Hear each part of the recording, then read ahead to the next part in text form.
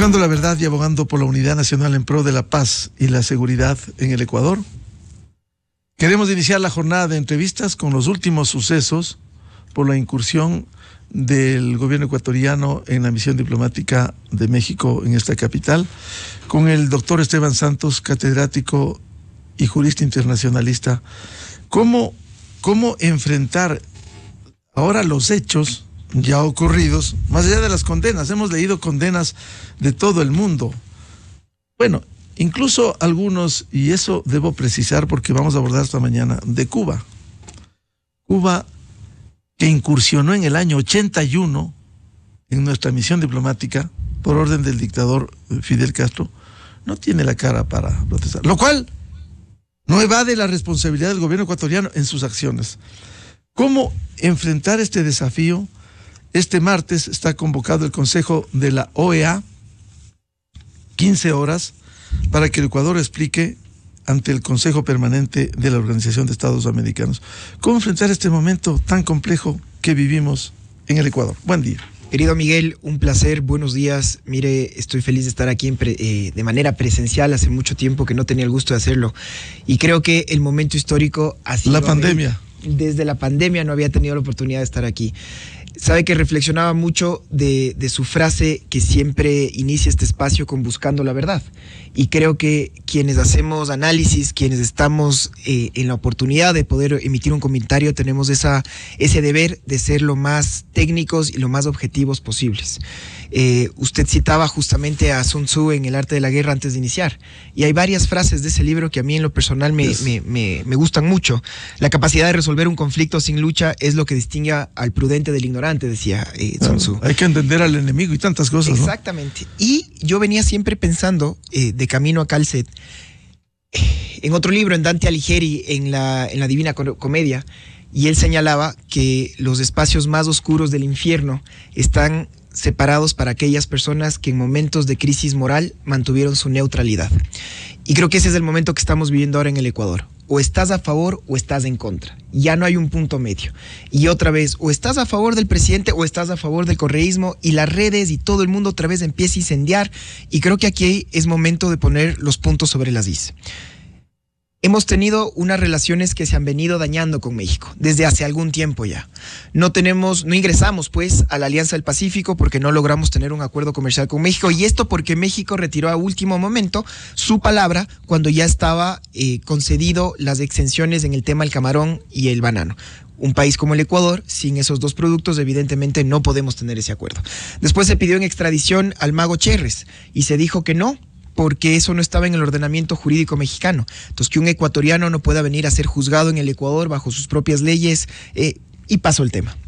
Después podemos dar toda la lista de los prófugos de la justicia ecuatoriana que se encuentran en este momento en México. El ex canciller Patiño, la señora Rivadeneira, la señora Buendía, en fin, hay un listado muy grande de personas que deberían estar aquí dando la cara a la justicia y se encuentran campantes en Ciudad de México. Y después viene, creo, esta guirnalda que termina siendo esta manzana podrida del señor Glass. Y hasta 72 horas, y yo creo que era el más ferviente, no sé si la palabra sea hincha, pero el más ferviente defensor de una tesis ecuatoriana. No cabe un asilo, porque la Convención de Caracas del 54 es expresa. El artículo 3 te dice muy claro: si es que estamos hablando de delincuencia común, no cabe. Punto. Y entonces la tesis del Ecuador debía primar. Nosotros enviamos la información, notificamos cómo en legal y debida forma usted tiene no una, sino varias sentencias, como muy bien lo decía Miguel, ejecutoriadas. No tiene nada más que hacer que cumplir con su país. Y claro, después viene el artículo 4 de la Convención, que finalmente quién es el único que puede decidir si consigue, otorga o no otorga el asilo. Es solo ese Estado, en este caso México, nos guste o no nos guste. Y entonces ahí teníamos un debate jurídico, porque México, si daba el asilo como finalmente lo dio, el Ecuador debía o no debía dar un salvoconducto. Repito, Esteban Santos diciendo, imposible, usted no puede dar un salvoconducto, porque si daba un salvoconducto básicamente estás dejando un precedente nefasto, porque ya le estoy diciendo que usted era un condenado por delincuencia común, por corrupto, y entonces mal haría el Ecuador en hacer esto. Bueno, ¿qué tenía que hacer el Ecuador? Cuando dos estados pelean, ¿Qué hacemos? ¿Cómo nace la Organización Mundial de las Naciones Unidas, querido Miguel? Con la idea de que nunca más exista un conflicto armado. Entonces nace la idea de un Consejo de Seguridad y nace la idea de una Corte Internacional de Justicia para que vayan las democracias y puedan resolver sus impases a través del diálogo y a través de la norma. Pero el Ecuador decide no hacer eso y decide justamente en atención a lo que usted estaba diciendo. Oiga, estoy en una guerra interna. Oiga, estoy en una lucha contra la corrupción y contra los prófugos de siempre que creen que pueden hacer lo que les da la gana. Entonces yo voy a poner un punto final a esto. Y aquí viene una pregunta que yo hago a todos los que nos escuchan. ¿Vale la pena que un Estado pueda romper la ley a pretexto de poder capturar a alguien que tiene cuentas con la justicia? Pero aquí viene también otro tema demasiado sensible que todos los que nos escuchan invito a que reflexionen sobre esto. Porque he escuchado a algunos colegas abogados, no colegas internacionalistas en efecto, y que creo que tienen un criterio muy errado al decir que la violación a la norma interna ecuatoriana fue tal y que para nosotros nuestra constitución está por encima y por lo tanto se tiene y se podría justificar este ingreso violento policial a una sede diplomática. Nada más falso que eso, Miguel, porque no existe ni la normativa ecuatoriana se expresa y la normativa internacional lo propio con la Convención de Viena que el Ecuador ha firmado y ha ratificado. La inviolabilidad del suelo diplomático es un principio, yo me atrevo a decir que es uno de los pilares más importantes que existe en el concierto internacional.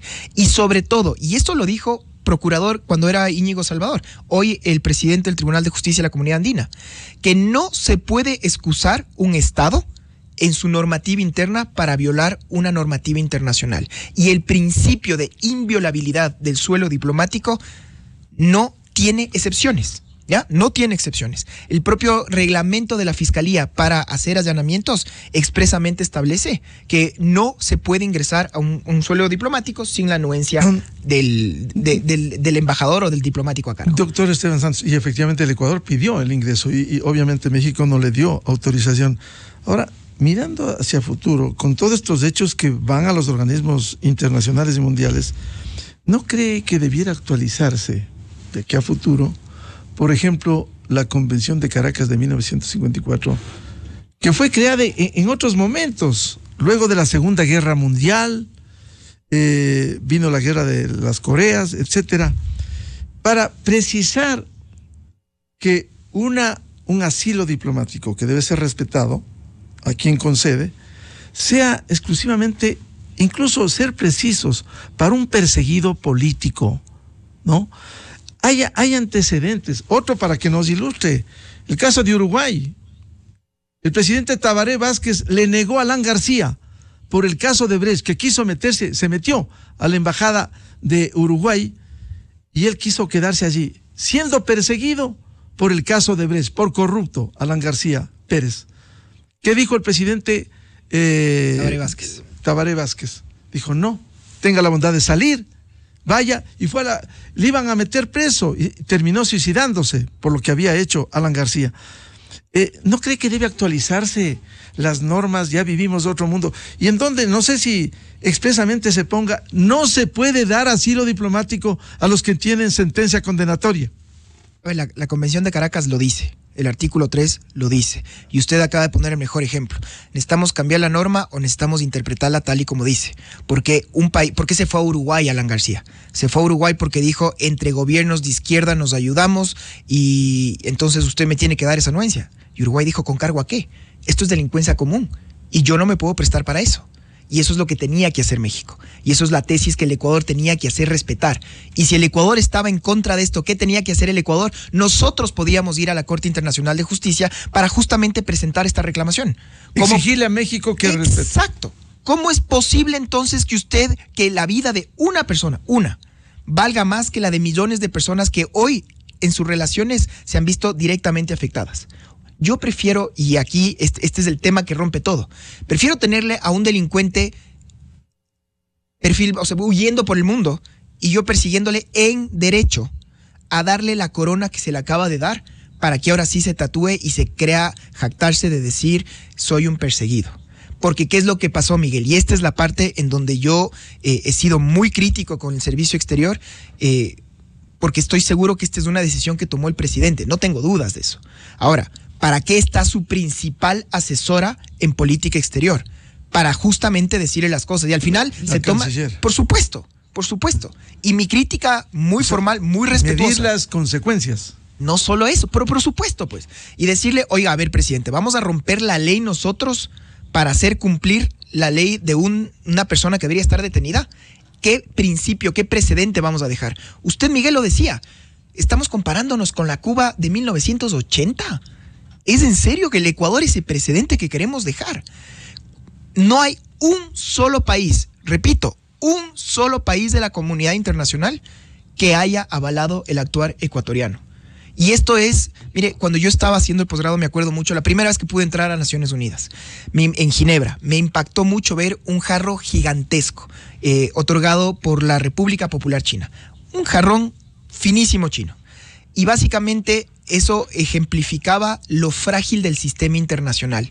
Imagínese usted, Miguel, qué sería si cada país del concierto internacional dice, no, si es que hay una violación a mi norma interna, yo puedo violar el tratado internacional, como insisto, equivocadamente decía este colega abogado. No habría forma de podernos poner en un consenso, es difícil crear la paz, uno no firma la paz con sus amigos. Y si es que todo el mundo va a estar diciendo, no, es que yo creo que mi norma interna y voy cambiando la norma interna cada que yo quiero o se da un cambio de gobierno, ¿qué precedente estamos dejando? Entonces el mundo al final dice, podemos estar en contra, pero tengamos unas reglas mínimas. ¿Cuál es la regla mínima? 1, esa embajada es mi país. Y si usted entra a esa embajada por la fuerza, usted está atacando a mi país. Punto. Entonces, el momento en el que usted rompe el artículo 22 de la Convención de Viena sobre relaciones diplomáticas, ¿qué estás diciendo? A mí ya no me puede importar menos el señor Glass, porque ya lo he dicho y lo he dicho, no sé si lo puedo decir más duro, no sé si más claro. El señor Jorge Glass es un delincuente que tiene que estar preso. Punto. ¿Eso justifica que un país rompa la ley? Eso creo yo, Miguel, es algo que hacen los gobiernos autoritarios. Y sobre todo, porque he escuchado con atención la tesis es que lo tenemos que hacer porque el tipo se estaba fugando, porque no podemos dejar que nos sigan viendo la cara. Si nos creemos que somos una democracia, nos creemos cuando yo creo en el presidente actual. Bueno, más allá de que un Esteban Santos cree en el presidente actual, porque si el día de mañana viene otro gobierno autoritario de otro lado, ahí sí me puedo rasgar las vestiduras. Yo creo que los académicos, los profesionales, Miguel, nos debemos a nuestra honestidad intelectual. Entonces, perdón, por favor. Sí. Para concluir esta idea, ¿por qué he sido, insisto, tan crítico con la canciller en puntual? Porque siendo su principal asesora, estaba en la obligación de decirle las consecuencias de lo que va a pasar esta semana. Tenemos uno de los mejores representantes del Ecuador en la OEA. Y aún así no veo cómo va a poder justificar lo injustificable. Y ahora es México el que nos demanda en la Corte Internacional de Justicia. Y ahora es el Ecuador el que ya no tiene el sartén por la manga, porque ya no tenemos la autoridad moral para decir todo lo que estamos diciendo. Ya quien quiere conversar de si doy o no doy un salvoconducto. Ahora lo único que hay que conversar es, México tiene una reclamación. Ya no hablamos de cómo AMLO le dijo fascista a Noboa, de cómo se metió en nuestros asuntos internos, cómo dijo que usted está en el gobierno gracias a un magnicidio. Ahora lo único que ha dado la vuelta... Se burló del Ecuador, sin duda alguna, mexicano. Pero no puedo, y por eso es mi indignación también, Miguel. ¿Cómo le puedo yo dar la razón entonces a alguien como AMLO? Bien, si me permite, para que lo comente también, estamos en contacto con el embajador de carrera, diplomático, más de 40 años en la diplomacia, con gran experiencia. Fue embajador en Argentina y pudiéramos citar su larga hoja de vida. El embajador Francisco Proaño Arandi, y un reconocido escritor ecuatoriano, muy respetado. Él estuvo en la misión diplomática en La Habana, Cuba, allá por el año 1981, cuando las tropas cubanas ingresaron a nuestra misión diplomática para sacar a quienes se habían asilado en nuestro territorio. Por favor, a Francisco Proaño Arandi le saludamos para que nos recuerde, para que le recuerde al Ecuador y al mundo que esto, y también, y con todo respeto para analistas internacionalistas, veíamos anoche, que decían, esto, lo que ha hecho el Ecuador no tiene antecedentes. Escuchemos que sí hubo un antecedente en 1981. Muy buenos días, Miguel. Aquí le saluda Francisco Proaño, saludo a quienes están en contacto con usted y muy buenos días. Bueno, no sé si se me escucha. Sí, está al aire, por favor, Francisco, adelante. Bueno, efectivamente, a principios de febrero de 1981, la embajada ecuatoriana situada en el barrio Miramar de La Habana, entonces era embajador el doctor Jorge Pérez Conche, ya fallecido, y yo como consejero, el secretario Guillermo Basante y una empleada cubana. En esa mañana de un viernes fue asaltada, antes de lo que usted dice, o sea, hubo un primer asalto de un grupo de cubanos, 14 me parece, personas, que armados se tomaron la embajada, no pidieron asilo, no pidieron refugio, sino que nos redujeron a la condición de rehenes, lanzando, digamos, la consigna de que a cambio de nuestra vida exigían su salida de Cuba. De manera que eso es un primer punto. La primera violación fue de un grupo armado anticastrista que se tomó la embajada, rompiendo las puertas, golpeando al guardia de seguridad y con armas, ¿no? Esto, digamos, provocó que casi inmediatamente las fuerzas de seguridad cubanas hicieran un cerco, aislaran a la embajada por unas horas. Luego se restablecieron solamente, digamos, los servicios básicos. La comunicación se hacía muy esporádicamente, solo para dar conocer cómo iba la situación. Fue un equipo negociador del Ecuador, y, digamos, Cuba pues consideraba que era un grupo armado, un grupo enemigo de Cuba, metido ahí en la embajada, y lo único que exigía era la entrega de los secuestradores. Bueno, finalmente, después de 8 días, logramos, dentro de la embajada, irles aplacando los ánimos a los secuestradores, y hubo un momento que nos entregaron las armas. Y al comunicar a nuestros negociadores que estábamos en poder de las armas, se nos pidió que saliéramos a la vereda, digamos, de la misión, para efectivamente entregar las armas y considerar, digamos, y comprobar que ya estábamos libres. Pero las fuerzas cubanas dijeron que faltaba un revólver que era del guardia que había sido previamente golpeado cuando ingresaron los secuestradores. Entonces dijeron que no era posible, digamos, permitirnos reingresar porque podíamos ser nuevamente reducidos a la calidad de rehenes. Durante 3 días se trató por teléfono de convencer a los secuestradores que se entregaran, dado que Cuba ofreció un trato justo jurídicamente. En ese momento un hecho de estos era susceptible de ser digamos, condenado por pena de muerte. Nosotros, el embajador y yo, solicitamos que no se aplicara en ningún momento la pena de muerte.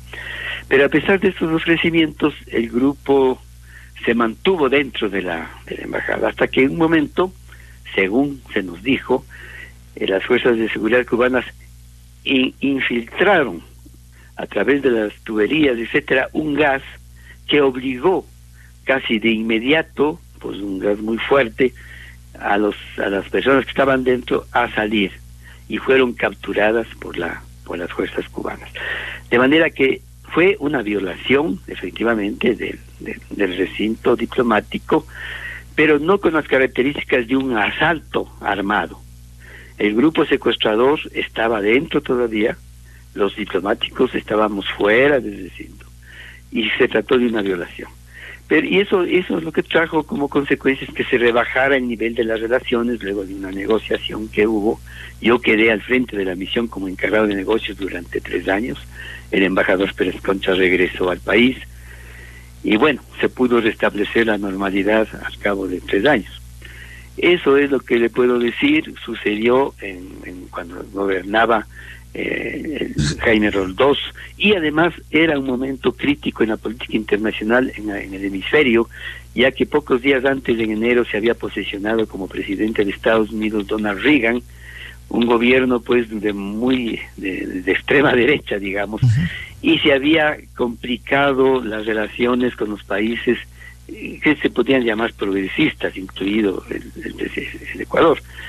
Entonces, un dato más importante, que luego Cuba hizo unas investigaciones y acusó al gobierno norteamericano de haber estado detrás de esto, tomando como instrumento a la embajada de Portugal en La Habana, a un encargado de negocios en La Habana, al que digamos señaló como cómplice, coautor, ejecutor de movilizador de este grupo de secuestradores que se tomó la embajada aquel día de febrero de 1981. Lógicamente, esa acusación trajo como consecuencia la ruptura de relaciones entre Cuba y Portugal.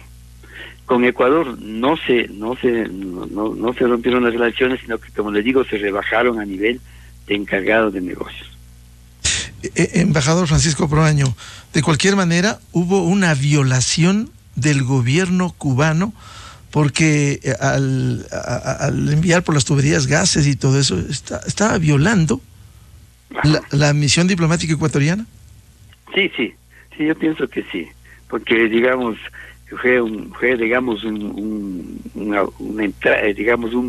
instrumento de coerción que tuvo efectos en el recinto de la embajada, dentro de la embajada. Y por eso les pidieron a ustedes que abandonen la sede diplomática para poder actuar.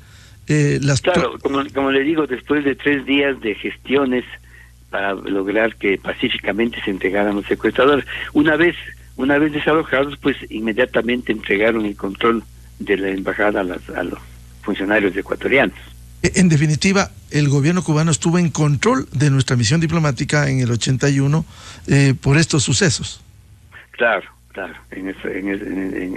durante unas horas, digamos, ¿no? Ya. Durante unas horas. Así es. Y un comentario final por ahora a Francisco Proaño.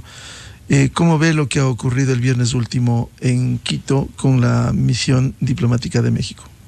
Bueno, es lamentable realmente que la escalada de tensión diplomática que se dio a partir de las declaraciones desafortunadas, inoportunas totalmente del presidente mexicano, acostumbrado a ese tipo de discursos, que fue provocando luego que el Ecuador pues declarara persona non grata a la embajadora, ¿no? Luego eso trajo la reacción del gobierno de México de dar el asilo político, que en mi concepto no merece el señor Glass, porque es un condenado por la justicia ecuatoriana, no es un perseguido político, es una persona que debe cumplir su condena en las cárceles ecuatorianas. Y digamos, el gobierno ha aducido que el señor Glass estaba a punto de salir prófugo con la complicidad de los funcionarios mexicanos, por indicios como por ejemplo ese enorme avión Hércules que iba a venir a llevarse a la embajadora, una persona que mide unos 60 metros y que podía ir sin línea comercial. El gobierno mexicano dijo: voy a mandar este avión enorme a llevarse a la embajadora. El hecho de que al señor Glass parece que le encontraron dentro del vehículo del encargado de negocios, no en un cuarto o en su cama. 3, el hecho de que decían que estábamos a punto de salir, etcétera, la desesperación del señor consejero de salir atrás del auto para tratar de rescatarle al señor Glass. Bueno, esos son indicios que pueden decir que efectivamente estaba en marcha un plan de fuga, pero de todas maneras no justifica el asalto físico a un recinto diplomático violando el artículo 22 de la Convención de Viena sobre Relaciones Diplomáticas de 1961, ¿no? Pudo, digamos, reforzarse el cerco militar, ¿no? Pudo bajar, que digamos el nivel ya estaba, digamos, reducido de relaciones, es decir, pudo haberse tomado otras medidas, menos esta de ingresar físicamente soldados al recinto diplomático. Sí. Es lamentable, digamos, y digamos, pues bueno, veamos qué sucede, cómo muy difícil, como dijo la persona que hablaba antes, que nuestro representante justifique totalmente esta cosa en los foros internacionales, donde se va a ventilar este asunto, Consejo, ¿no? de la... En fin, ojalá, digamos, la situación vaya convalidándose sobre todo en beneficio de tanto de los ciudadanos mexicanos como ecuatorianos que tienen necesidad de trasegar entre Ecuador y México, de los estudiantes y de los migrantes que pasan por México, etcétera. Esperemos que se normalice en algún momento la situación esta. Ojalá después de que salga el señor AMLO del gobierno. Muchas gracias al embajador Francisco Proaño Arandi. Un gusto, Francisco, haber la oportunidad de seguir conversando de esto. Muchas gracias, un abrazo. Muy amable. A ver, un comentario del doctor Esteban Santos sobre estos sucesos en Cuba, y luego volvemos también para un comentario final respecto de lo de México en Quito. Que precisamente me termino de convencer, y un saludo también al embajador, con mucho respeto lo digo, Miguel, yo tampoco creo que esto tiene, lo que acaba de hacer el Ecuador no tiene un otro precedente, porque hablamos de cómo se metieron secuestradores a la embajada. Cuando me decían, pero lo que pasó en la embajada de los Estados Unidos en Irán, sí, ¿quién invadió la embajada? Cuando pasó en Lima, hubo un secuestro en la embajada del Japón. Y para poder entrar, Fujimori pidió primero permiso al Japón. Aquí estamos hablando de un... Pero lo de Uruguay sí, lo de Tabaré Vázquez. Sí, claro. Que claro. Le dijo no, entró. Y le dijo, váyase, que debió haber hecho un embajador. Y váyase en base a la misma convención de la que estamos hablando ahora. Entonces, y aquí viene un poco justamente a lo que quería aterrizar Miguel como comentario madre, que creemos que quienes realmente queremos trabajar para que este país salga adelante, quienes creemos que el gobierno está haciendo un buen trabajo y creemos, por ejemplo, en su consulta popular, y sobre todo creemos que la forma de poder colaborar es que hay veces en las que hay que decirle las cosas, y no quiero lo último pensar es que esté rodeado de personas que solo le digan sí a todo. Esa no puede ser una lógica de un gobernante que tiene que escuchar a personas técnicas en cada una de las ramas para que estos temas no se den. ¿Qué va a pasar ahora, Miguel? México es ahora el que tiene, más que México, el ejecutivo de AMLO es ahora el que se quiere presentar como la víctima, como el ofendido. Y lo es porque nosotros invadimos. Vamos a tener que pagar una reparación. Pero él previamente injurió al Ecuador también. Y le injurió al Ecuador, le injurió al presidente, se metió en asuntos internos y otorgó un asilo a quien no tenía que darlo. Y calificó de perseguido político a uno que tiene sentencia. Lean las sentencias. ¿Qué tenía que hacer entonces el Ecuador, Miguel? Si somos democracias y nos creemos que somos democracias y queremos, como usted bien lo señala todos sus días, buscar la verdad, entonces nosotros activábamos el mecanismo de solución de controversias. Nosotros les llevábamos a México a la Corte Internacional de Justicia. Nosotros como Ecuador mostrábamos cómo no se puede dar un asilo a un corrupto. Y nosotros demostrábamos cómo estábamos haciendo bien para no darle un salvoconducto. Hoy cambia todo. Esteban, si cogemos el ejemplo de Cuba, como nos ha relatado el embajador Francisco Proaño Arandi, en un escenario similar, ¿qué le quedaba al Ecuador?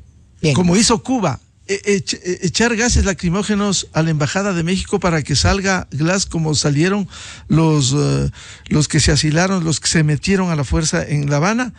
O tal vez otro escenario, no hubiese sido peor cuando había testimonios de inteligencia de que estaba listo, y lo ha dicho el embajador, estaba listo para irse con la embajadora. ¿No hubiera sido peor el que afuera, sin justificar la acción, por cierto, peor sacarle del vehículo si salía a las 6 de diciembre en Naciones Unidas, si salía, sacarle haciendo un escándalo, a sacarle a Glass junto a la embajadora?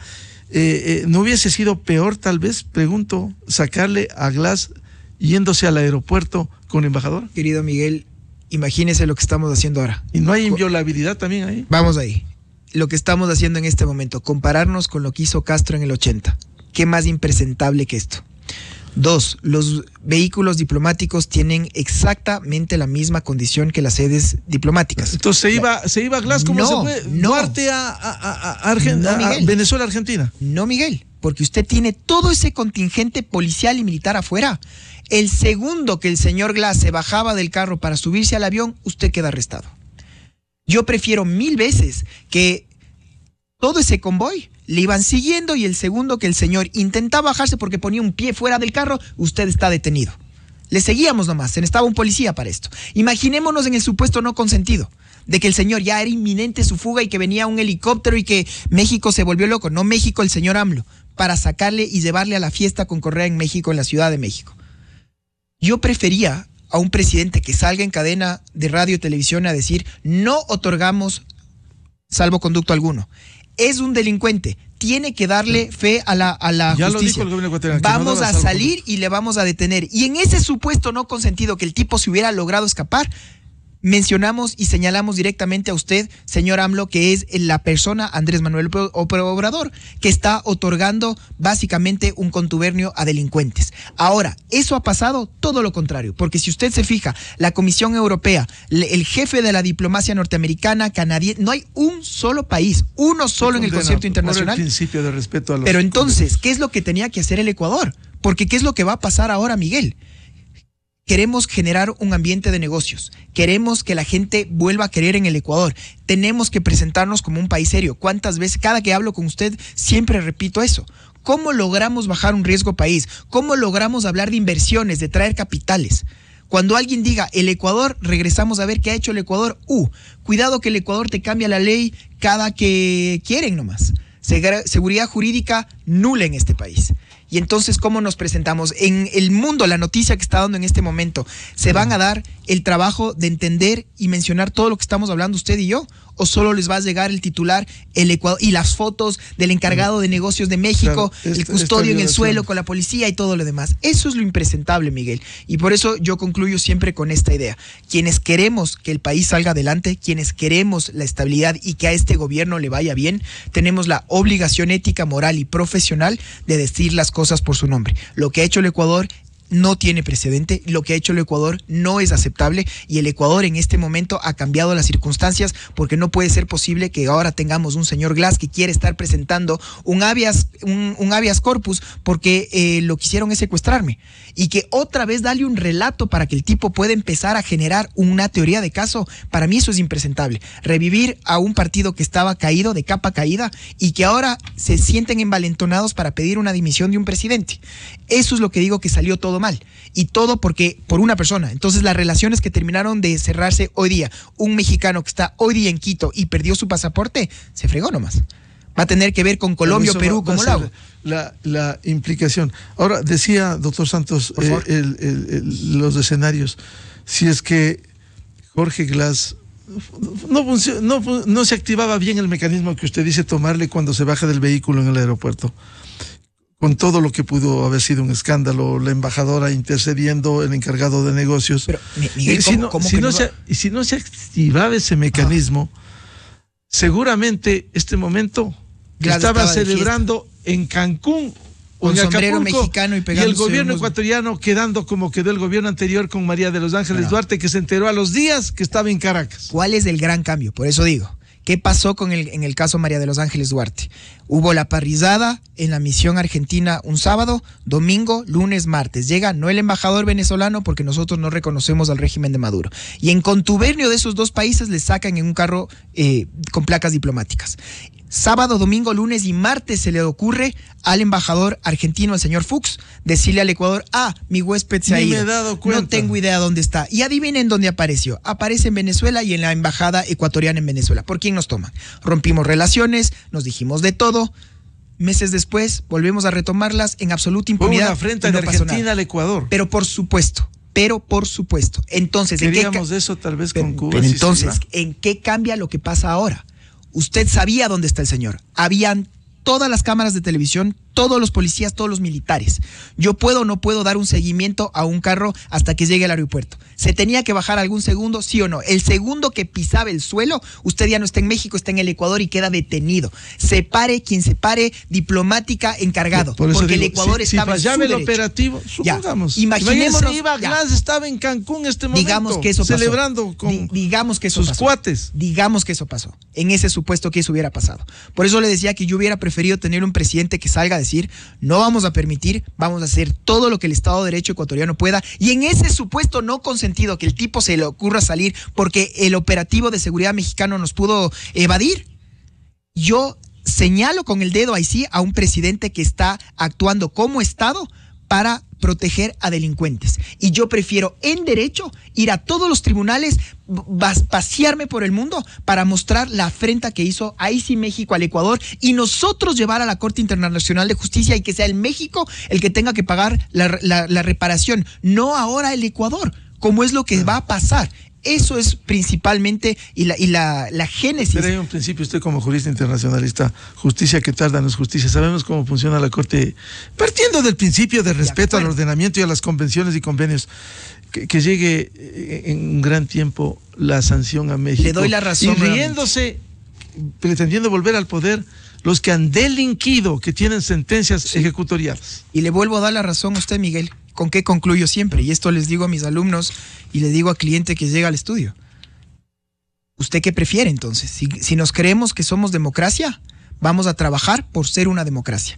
Porque el momento en el que creemos que está bien saltarnos la ley porque no me gusta, porque vamos a perder o por cualquier razón que usted crea, se está saltando la ley. Y cuando quien rompe la ley es el propio Estado, el precedente que deja a sus ciudadanos es simplemente nefasto. Y a una comunidad internacional que en este momento lo único que está viendo son las imágenes de cómo un país invadió a otro. Y como este país, que ese presidente no tenía la cara para presentarse con todo lo que había hecho, hoy se la lava y se presenta como el ardid de quien está presentando o aupando a delincuentes. No, él dice que estamos dando asilo a personas perseguidas y hoy lo demuestro así más que nunca. Eso es lo crucial. Quizás en el deber ser, ¿no? Voy a recordar unas palabras de un reconocido jurista ecuatoriano, el doctor Fabián Corral Burbano de Lara. Para él, cuando hablamos de democracia y de institucionalidad, no hay, porque no funcionan las instituciones. No hay democracia, no hay institucionalidad. En esas condiciones, qué pena como vive. Y le doy la razón a quien fue el decano de mi facultad. Y por eso él mismo nos decía, y entonces, ¿qué es lo que tenemos que hacer los abogados? Luchar justamente para que el debido proceso y el Estado de Derecho prime. Miguel, ha sido un placer. Muchas gracias al doctor Esteban Santos, jurista internacionalista, para hablar el caso de México y en lo que estamos involucrados. Vamos a una pausa publicitaria y volvemos con el doctor José Chalco Salgado, constitucionalista. Desde 1984 con Gonzalo Rosero. La revista de opinión Democracia. Siempre líderes, siempre confiables.